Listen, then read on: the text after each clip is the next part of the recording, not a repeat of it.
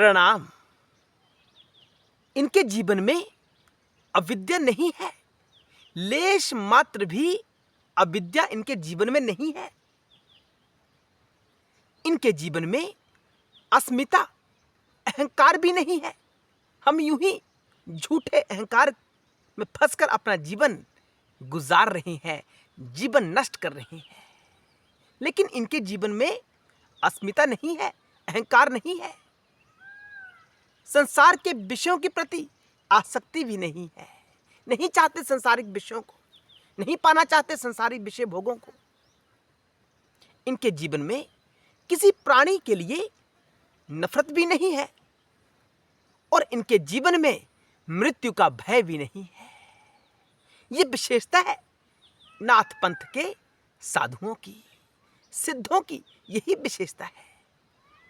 सिद्ध होना कोई साधारण बात नहीं है, अंतिम स्थिति होती है। साधकों, सिद्ध होना अंतिम स्थिति होती है, साधक की मंजिल सिद्ध होना।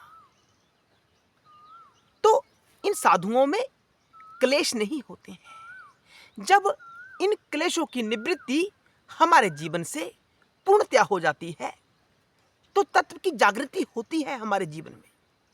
तो गोरख का प्रादुर्भाव होता है हमारे जीवन में।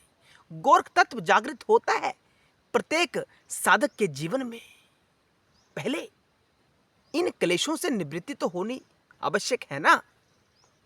साधकों, गोरख कोई व्यक्ति नहीं है, हमारी तुम्हारी तरह शरीरधारी नहीं। गोरख किसी व्यक्तित्व का नाम भी नहीं है। बात समझ में आ रही है ना। गोरख साधना की मंजिल है, जहां तक प्रत्येक साधक को पहुंचना है। वो स्थिति गोरख कहलाती है, गोरक्ष पद कहलाता है और वही शिव पद है। तो गोरख तत्व का जीवन में जागरण होना बड़ा आवश्यक है। गोरख तत्व कैसे जागृत होगा? हमने आपको बताया कि सत्य को समझो कि वास्तव में सत्य क्या है। संसार झूठ है, माया है। किसी के प्रति द्वेष, नफरत ना रखो। संसारिक विषय भोगों के प्रति आसक्ति ना रखो। बात समझ में आ रही है ना। अहंकार, मैं तो हूं ही नहीं, केवल गोरख ही गोरख है, शिव ही शिव है। इस भावना में रहने का अभ्यास करें, प्रयास करें। और मृत्यु का भय जब हमारे जीवन से दूर हो जाता है कि हम तो मरते ही नहीं हैं, हम तो गोरक्ष तत्व में विचरण करने वाले साधक हैं, शिव तत्व का आस्वादन करने वाले साधक हैं, हमारी मृत्यु नहीं हो सकती। हम मूल रूप से हम आत्मा है। तब जाकर साधकों बात बनती है, यूं बात नहीं बनती। ज्ञान को लिया, उस ज्ञान को जीने का प्रयास करो, उस ज्ञान के साथ जीने का प्रयास करो। चरित्र, रामचरित्र क्या सिखाता है कि कैसे जीवन यापन करना है, उसे जीवन में ढालिए। तो आज हम आपके सामने एक कथा प्रस्तुत करेंगे गोरख की स्थिति के बारे में। उस कथा में बखान किया जाएगा कि गोरख की स्थिति कैसी है और हम सब की स्थिति भी वैसी ही होनी चाहिए जैसी अवस्था गोरख की है। साधकों, एक कथा है कि एक बार मां भगवती जगदम्बा गोरख की परीक्षा लेने के लिए,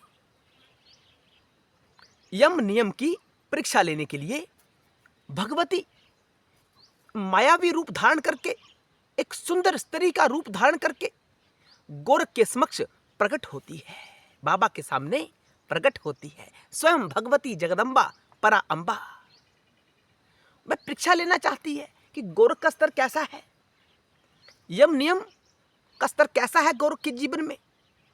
तो साधकों, गोरख अपने योग के माध्यम से उस भगवती को पहचान लेते हैं और अपना रूप बच्चे जैसा बना लेते हैं, बालक जैसा, और स्वयं के भीतर मातृभाव प्रकट कर भगवती का दूध का पान करते हैं, अमृत का पान करते हैं। तो ऐसा स्तर है गोरख का। गोरख के सामने माया नहीं टिक सकती, चाहे साक्षात परा अंबा जगदम्बा भवानी ही क्यों ना हो। गोरख की पहचान में ये सब आ जाता है कि कौन सत्य है और क्या असत्य है। तो ऐसी स्थिति को प्राप्त करने के लिए हम सबको प्रयास करना चाहिए। स्तरी मोह के पीछे हम अपने जीवन को बर्बाद कर रहे हैं, अपना जीवन नष्ट कर रहे हैं। इन सब से छुटकारा नितांत आवश्यक है। स्तरी हमें शिव तत्व की ओर भी लेकर जा सकती है और स्तरी हमें नरक की तरफ भी लेकर जा सकती है। हमारी दृष्टि कैसी है, ये इस बात के ऊपर निर्भर करता है कि आपकी दुर्गति होगी या सगति होगी। आपकी भावना के ऊपर निर्भर करता है ना। साधकों, आपका कहना है कि आप हमें हमेशा कहते हो कि अपनी दृष्टि को बदलें। मातृशक्ति के सामने हमारी दृष्टि कैसी होनी चाहिए? बिल्कुल वैसी दृष्टि जैसी हमारी दृष्टि अपनी माता के प्रति होती है और अपनी बहन के प्रति होती है, अपनी बेटी के प्रति होती है। तो ये दृष्टि कैसे जागृत होगी?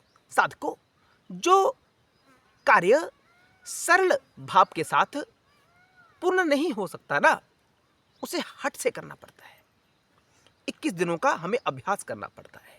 कम से कम 21 दिनों का अभ्यास हमें करना पड़ता है, फिर धीरे धीरे हमारी आदत बन जाती है। जैसे ही किसी मातृशक्ति के सामने जाएं, उनकी आयु के हिसाब से अपने भीतर भावना प्रकट करें कि यह मेरी माँ की आयु की है, यह मेरी मातुल्य है, यह मेरी माँ है, यह मेरी बहन है।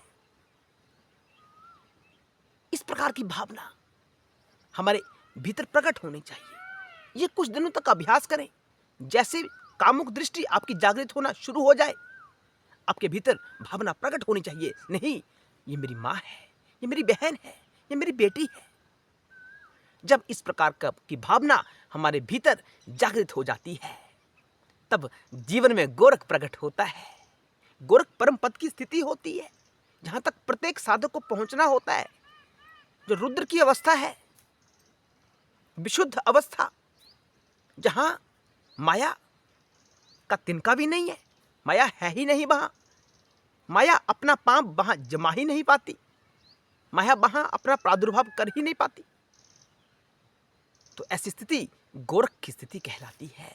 हम सबको गोरख तत्व अपने जीवन में अवश्य जागृत करना पड़ेगा, तभी जाके बात बनेगी। कैसे जागृत होगा? अभ्यास के साथ। हम धीरे धीरे आपको नाथों के बारे में संपूर्ण ज्ञान देंगे। आप हमारा सहयोग करें, कमेंट करें, लाइक करें, आगे शेयर करें अगर आपको अच्छा लग रहा है, और चैनल पर नए आ रहे हैं तो सब्सक्राइब भी करें। ये नितांत आवश्यक है ताकि आने वाले वीडियोस की नोटिफिकेशन आप तक स्वयं ही पहुंच जाए। सरल भाव के साथ हमें गोरख तत्व को जागृत करना है, तभी बात बनेगी। साधकों, ऐसी बात नहीं बन सकती। अब गोरख के सामने भवानी माया का रूप धारण करके प्रकट हुई एक सुंदर स्त्री के रूप में। उनका भाव कामुक भी हो सकता था, लेकिन नहीं। गोरख की दृष्टि कैसी है? गोरख की दृष्टि स्वच्छ है, उनका चित्त स्वच्छ है। मातृशक्ति को पहचानना जानते हैं। स्थिति जब हमारे जीवन में प्रकट होगी, तब जाकर कहीं बात बनेगी, अन्यथा बात नहीं बन सकती है। आप कथाएं चाहे जितनी भी सुन लो, जिस भी बाबा का सत्संग आप सुन लो, जब तक उस सत्संग का अपने जीवन में अनुसरण नहीं करोगे ना, उस ज्ञान के साथ जीवन जीना आरंभ नहीं करोगे, तब तक बात नहीं बन सकती, बात अधूरी रह जाती है। सच्चे सुच्चे भाव के साथ जीवन जीना है, तभी जाके बात बनती है। इस जीवन में बने ना बने, अगला जीवन हमें मनुष्य का प्राप्त होगा, तभी प्राप्त होगा ना जब हम इस जीवन में मनुष्य जैसे कार्य करेंगे। कार्य पशुओं जैसे कर लिए, तत्व की दृष्टि जागृत की ही नहीं, तो शंकर की जो प्रकृति है, भवानी है, उसका निर्णय बड़ा सख्त होता है, बड़ा सख्त निर्णय होता है भवानी का, जगदम्बा का, प्रकृति का। वो पशुवत कर देती है, अगला जीवन पशु का प्रदान कर देती है। फंसे रहना 84 के चक्र में, कोई निकालने वाला आपको नहीं मिलेगा। अभी आप इस चैनल के ऊपर दिव्य ज्ञान प्राप्त कर रहे हो, इस ज्ञान के साथ जीना शुरू कर दो, आपका कल्याण होगा, कल्याण अवश्य होगा। ये सत्य है, सत्य है, सत्य है। और मंत्र जाप भी किया करें।